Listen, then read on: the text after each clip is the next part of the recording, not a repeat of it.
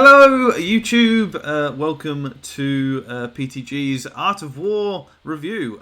You will notice with us, it's not just the pair; it is the whole set.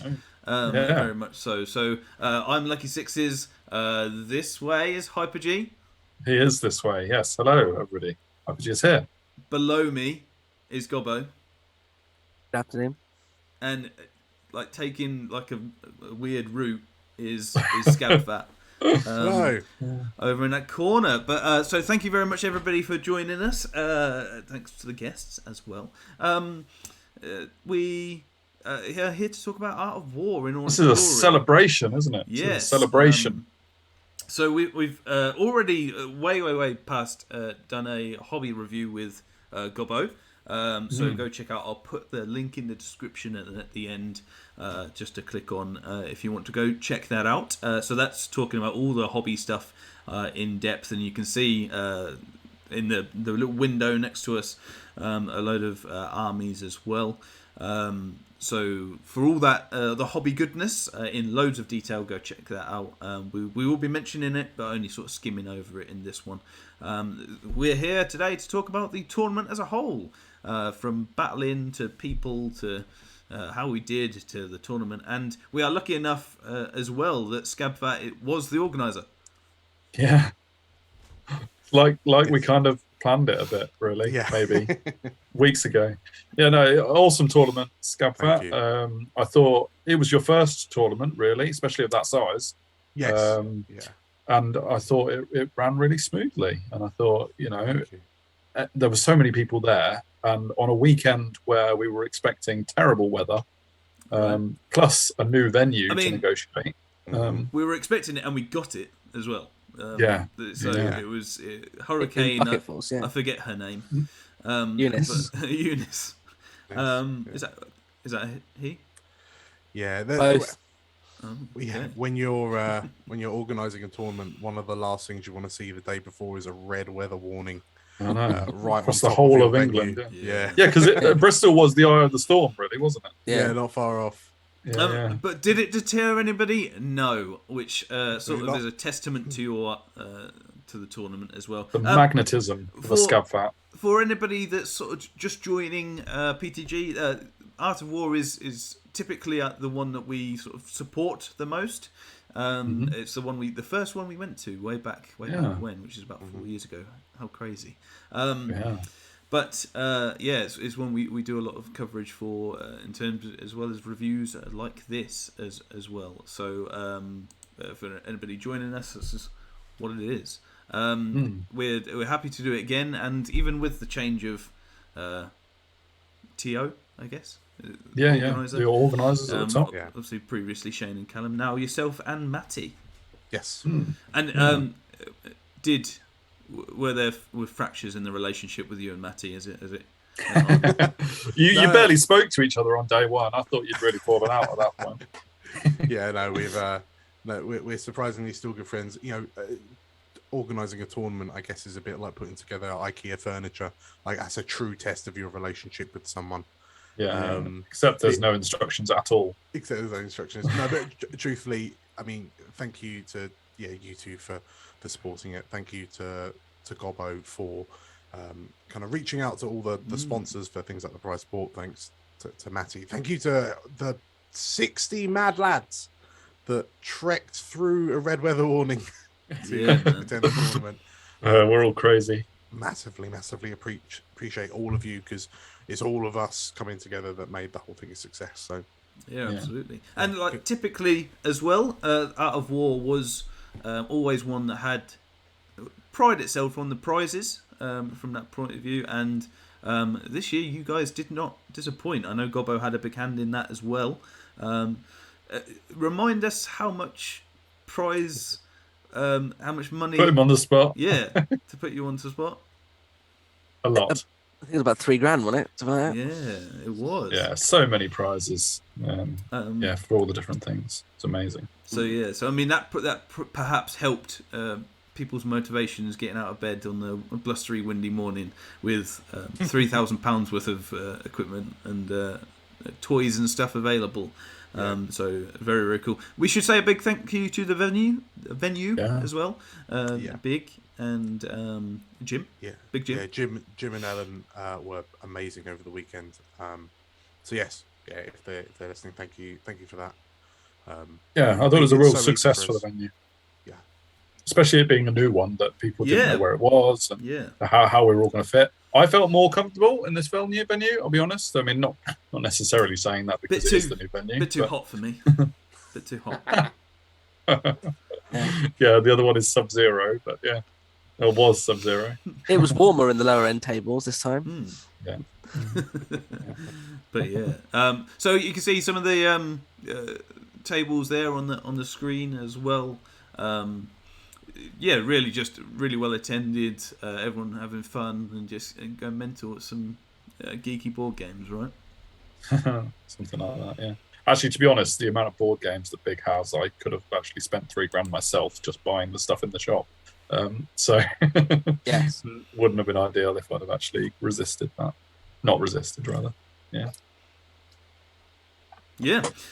So a little bit about how we did. If you followed the bat reps, they've come to an end now for Art of War. Again, we did two per week, and then ended up with this weird double mashup. Thing, great. Which went all right in the end. I think people liked it. I mean, feel free to comment on this if you feel that it was a terrible one and you didn't comment on it for some reason. Yeah. It was only 1.5 bat reps, though, wasn't it? Yeah, I know. Well, yeah. Sorry about that. Maybe that was the factor in us deciding to throw them together. It was, yeah. It certainly was. But yeah, in terms of us, we had our best tournament yet. Mr. We did. Archie. And I know. actually, not just us as well, not just the bat reps you've seen. Mr. Gobbo down there. I know, down there. How did I just wanted to remind you that you're below me. Right? It's fine. It's fine. How did you get on? Yeah, I did really well actually. Again, I'm normally around the latter end of the numbers, but I don't mind that. I come mostly for the looking at other people's painting, they're having fun, and trying to stop other people from winning rather than me winning. And this year I actually got 49 points, which is my tournament highest. Yeah, man. 1 point short of half points, which is quite good. Yeah. But no, thank you very much to all my opponents. Again, I played. Apart from the first one. Yeah, right. Yeah. I was still asleep with that one. Yeah. 1 point from that, and it would have been 50, wouldn't it? But I know. Oh yeah, sure. Didn't even do it for his mate. The main thing I remember, saying from that game was you bought me a bacon roll, and I was like, "I'll get you tomorrow's bacon roll." Yeah, then fire alarm went off. They didn't need any. So that's how much of a dickhead I am. Took 20 and a bacon roll. Unbelievable. Yeah, right.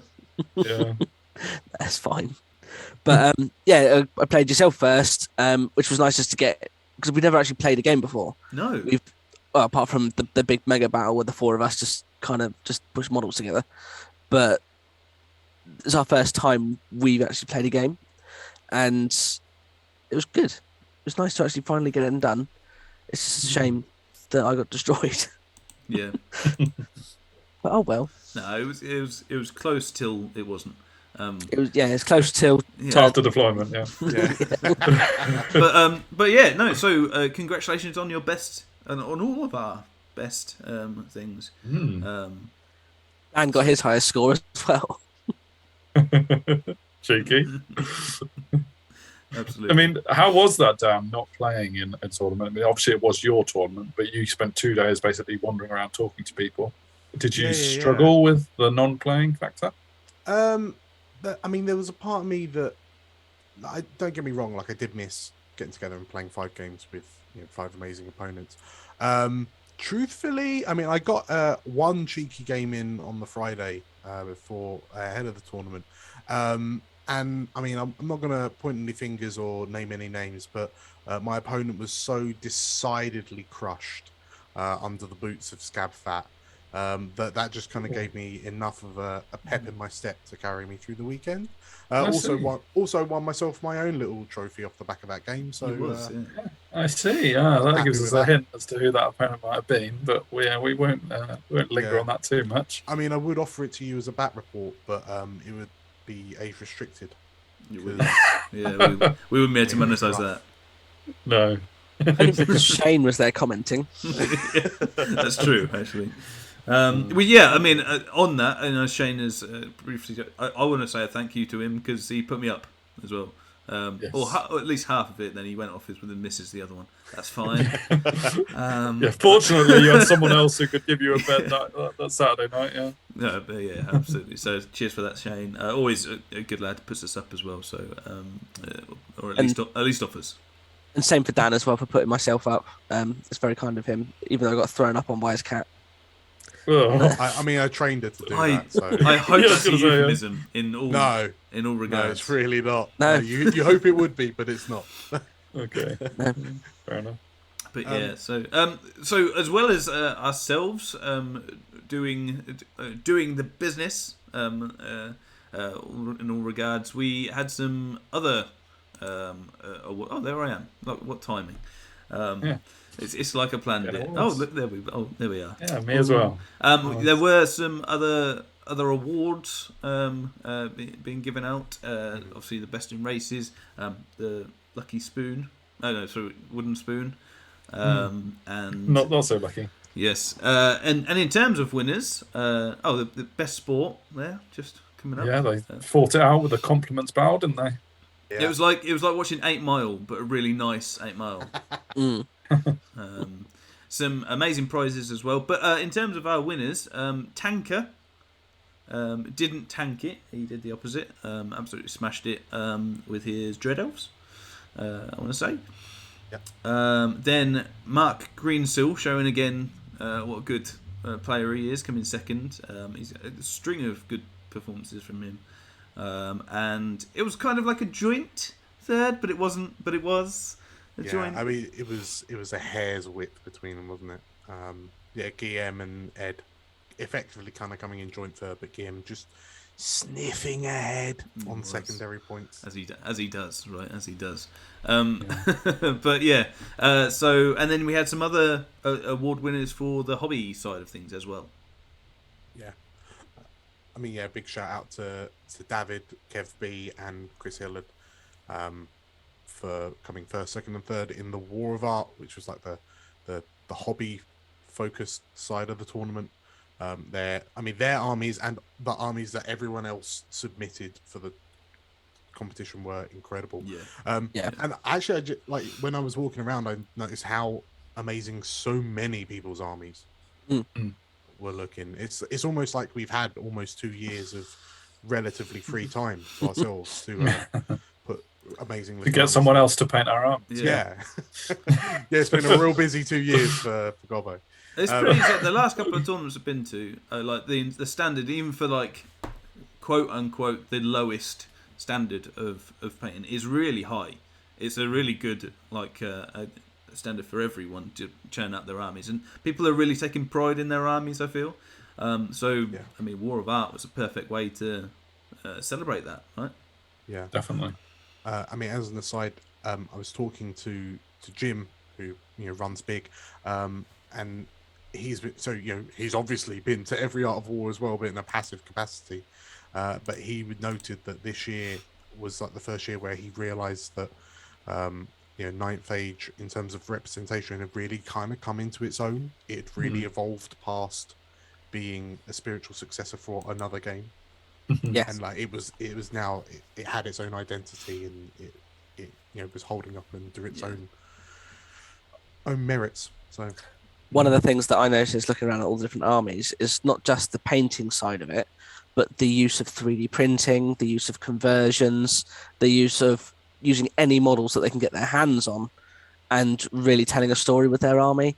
And just it was just really, really nice and so much inspiration. Yeah. Yeah, I mean, I played against 5 very good-looking armies, which took pictures of, actually, and took pleasure in taking pictures of them. So, yeah, definitely. Yeah. Talking about our armies then, Lucky Sixes, you went in very plainly stating, and kind of applies to Gobbo in a little bit, because he was the same army. But you said, Lucky Sixes, that your expectations were risen a bit higher by the fact that you were playing a potentially overpowered KOE. Debatable. Well, they've changed now, so. Well, that was going to be my next point, really, because in terms of changes to your list, you're dealing with a very much amended book, aren't you? Which was always inevitably going to happen, because they are a newish book. The biggest thing is I've lost my biggest threat in the multiple wounds Killy Lord. Survivor. I thought you were going to say the Trebs. I thought they'd go. No, Trebs are still the biggest threat, surely. No. Okay. But Survivor himself is no longer D3. Divine Judgment is the weapon that's gone. So it's changed to be, as long as he's charged, he's always +2 strength, +2 AP, which is still good, right? It's still good. It's not a bad thing at all, but the D3 thing means he would just take like Feldrak Ancestors out in one. Yeah, which I know isn't good for the game, but it does. What it means is that's why I was so, it isn't good for their game. No, it's not. It isn't. So, yeah, what that means is I don't have him, which changes my list quite drastically. It probably means my guy on top goes on top of a hippogriff instead. Okay, back to the hippo. Yeah. Back to the hippo. Maybe with Divine Judgment, maybe with the paired weapons, Hero's Heart. Is that because you need the mount attacks to make him kill you, as opposed to relying on the flight of the Pegasus? Well, just to keep that similar sort of thing. The other change is the subtle changes to Penitent Knights. They're now not fearless completely, but they have to hold or something like that. So which means they can panic, which means they're not as reliable out on their own on the flank. Sure. Which I was using them quite a lot. Well, yeah, because your general was only discipline 7 or 8. 8 in the folk hero. So, but I mean, I didn't need it. Most of my thing was fearless, and the only thing that wasn't was the core knights, and they were the discipline banner. So like, I'm not sure. Found ways around it. Yeah. So sure. But yeah, so it does change quite a lot. I haven't quite brought myself back to it because obviously we're playing Massacre next in terms of timelines, and then we've got some. And in fact, my next in real life tournaments, I think, is the Cardiff ones in September and October. So wow, because of timings wise, or July and September, I think, or whatever it is. But that's sort of so it's a way away. So I've got a bit of time to decide. I know that we're gonna speak to our patrons about different things, and I imagine picking the army will be one of them as well. I've left it to Twitter before, but I think we'll switch it back over to the patrons. Yeah. But yeah, how about yourself? Orcs and Goblins. Yeah, not too bad really. I mean, obviously I was delighted with Best in Race and finishing 9th with it, because sometimes you can win Best in Race and just be luckier than other people playing that race. Like, I mean, even at Tech the year before, I nearly won Best in Race, having not done particularly well. Whereas this time, actually winning Best of Race and coming 9th is fantastic. It's the first time I've finished in the top 10 and very much loved it.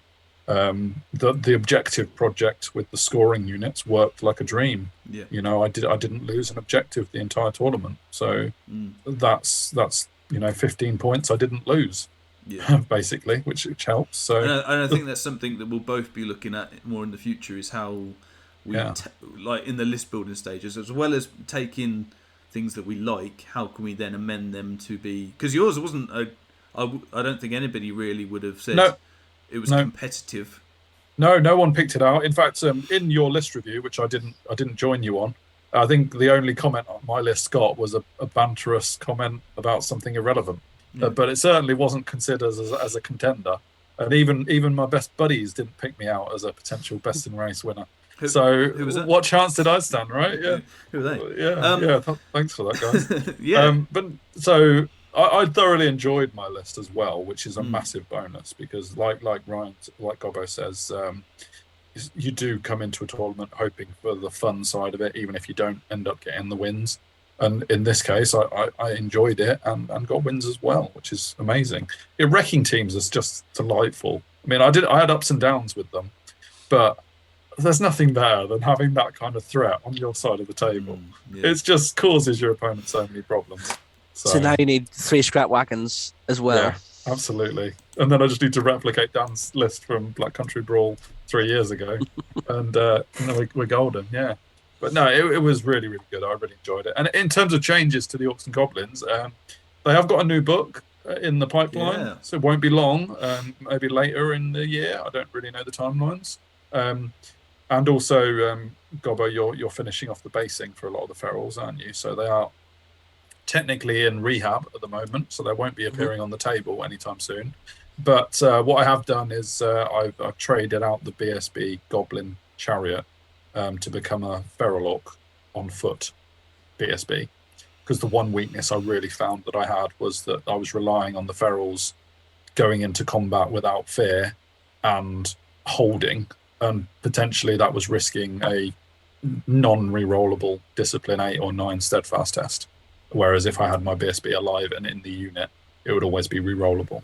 So, because the zoning of the 3 chariots was great, but it did mean that I was potentially not keeping that unit close enough to my head bashers. So I've adjusted it in that sense. So I've still got 3 chariots, just 2 of them are now ordinary chariots with the wizard.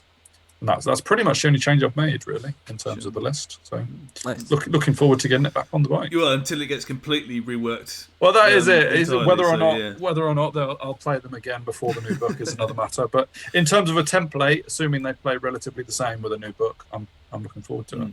And Gobbo, from your point of view, obviously you had. How did you find KOE? And I mean, on a slightly different note, looking at things, you actually sold your KOE about a week before, didn't you? 4 weeks before, yeah. The Squiglonians, yeah. Squiglonians, yeah. To Warren, bless him. Which was fine. This is fine. However, at that point in time, I wasn't considering playing, just because of things that were going on. And then Dan convinced me to play. I was like, well done. I've got to have an army now. Oh, you should definitely play and paint up a whole army in 4 weeks. Yeah. Was But not just that. Hooded men? Not just that, an infantry-based bloody army. That's on you. That one's on you, mate. Yeah, So- it's one thing to say, I'm going to do a KOE army, but it's the fact that you went, I'm going to take the cavalry-based army, make an infantry-based army out of it, build, paint, and present it. And they're all goblins, as opposed to infantry, which would have been a lot easier. So I converted every single bloody model, which was brilliant. Absolutely, I thoroughly enjoyed the project, and I really enjoyed using it on the table. So it was the first time in a long time. I think because I put so much effort into just getting them done. There they are. Oh, there they are. Yeah. It was really fun to use on the tabletop as well. And because everyone was like, it's a KOE army. Oh, hang on a second. Why is there 90 bows? Yeah. So many bows. But 2 blocks of men at arms. What are you playing at? So, in terms of yours, obviously you had 2 blocks of men at arms, 2 of the skirmisher, big skirmisher. Yes. So the hooded men. A unit of archers, 2 units of archers actually, wasn't it? Double master. So, and double reliquary, all that stuff. So how did you find it? How would you change it? So I used auto sergeants originally in like a small, like 8-man blocks, just to try and use them for chaff, and it didn't work. They were either too big to really move around much, they weren't fast cav. So I'm going to use a big block of 15 with full command and an auto sergeant minister in there as well. So that's my first big change. I'm going to have more longbows. More strength 3 AP 0. So get rid of the treb. Get rid of the treb because it. No, not the Flebushay. It's amazing. I love the Flebushay. How much you want for it? I'll buy it now. If you add your bid to the bottom of this video. Yeah, absolutely. Yeah. Bidding war going. But anyone who doesn't comment with a bid, it's mine. So. It is. That's fine. The model's lovely and the idea of it's lovely. And against Vermin Swarm, it was lovely. Yeah. Against everyone else. So I played 2 Ogre armies. I played a Warriors of the Dark Gods army and KOE, Knight-based army. Yeah. And it was just rubbish. It just didn't have the AP, didn't have the... Close your ears, lucky 6s. Yeah, well, it's different horses for courses, isn't it? I'm blind to anybody's feedback on Trebuchet, I'm afraid. But the double master was easily my favourite component. I loved the divination magic with the shamanism magic. Getting the re-rolls to hit on the shooting in bubbles was amazing, especially with that many shots going in. But the archers themselves, they took out Feldrak Elders, they took out Heralds, they took out loads of stuff. Just really, really good fun. And my going forward is probably going to be basing it around a bit more avoidance. So adding in some of the Fey units, adding in like the Friars Lanterns, and Yeoman as well, Yeovelman, and trying to make it a little bit more solid in the centre. So a larger unit of forlorn men-at-arms with the banner array, with the additional banners and stuff like that. Sure. Just to try and Spiking it up, really. Yeah, exactly. Just a little bit of reform, not completely change, but I also do like the idea of the Penitent Knights or the Hedge Knights, but we'll see. So yeah, I mean, in terms of lists, as we mentioned it briefly, Tanker won with Dread Elves, a bit of a mixed arms and shooting wise. Mark got second with his Ancient Dragon Highborn Elves, which was pretty impressive. It's been running that Ancient Dragon for a while and getting some good mileage out of it. So, I mean, maybe we all calling love a dragon, you back, right? Yeah. So, and then the Guillaume had ID, I think, with a big Bastion unit and Titan, I believe. And then Ed, who was basically third, but not third. Third and a half. 3.5. Yeah. He was like, I won Masters, you can have third. Right, it's a nice old boy like that. He was with his Demon Legions, ambushing Demon Legions. So interesting. Extra Dark Hide Demon Legions. Dark Hide. It was Dark Hide Plus for sure. So some really interesting lists getting to the top of the chain there as well. Although we should say, it doesn't matter what Tanker takes, he's always in the top 3. It seems at the minute, so that's what you expect from the England captain, right? Too true. But yeah, so.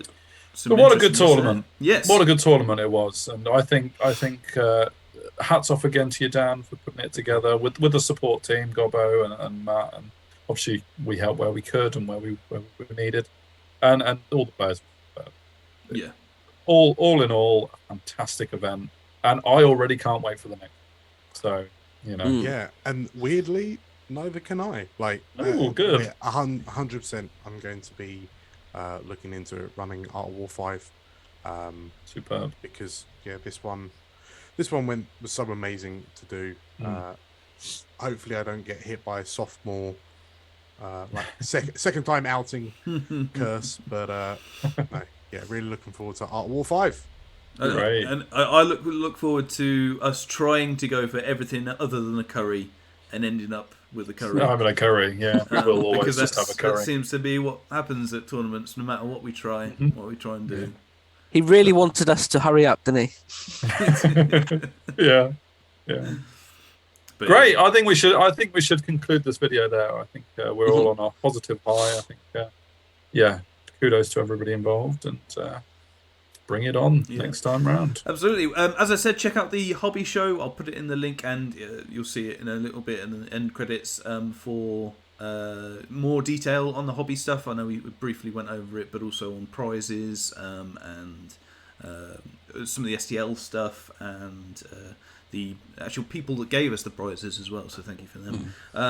Check out all the bat reps if you haven't. There's mailer spoilers if you haven't, but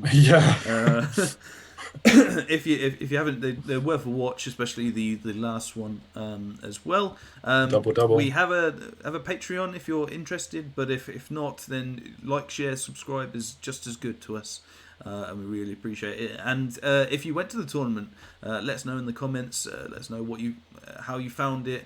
All constructive things, please. But otherwise, what your takes from Art of War was, and what your best moments were, and things like that. We'd really like to hear that, and of course we'll pass them on to everyone involved. Straight on to the next tournament for us. Massacre. We will, I guess, see you in the next video.